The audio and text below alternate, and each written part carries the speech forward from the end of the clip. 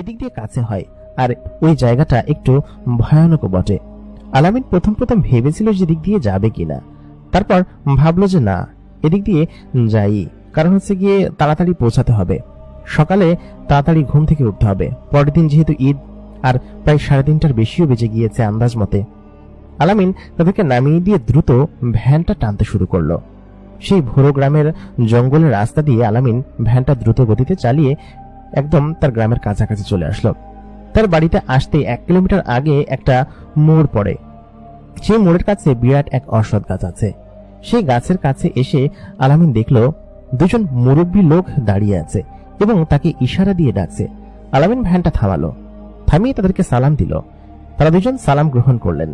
সেই 2জন মুরব্বী লোকের মুখটা সাদা কাপড় দিয়ে ঢাকা, দেখে ভয় পাবার মতো অবস্থা, কিন্তু সেরকম কাফনের কাপড়ের মতো নয়, লেবাস পরা।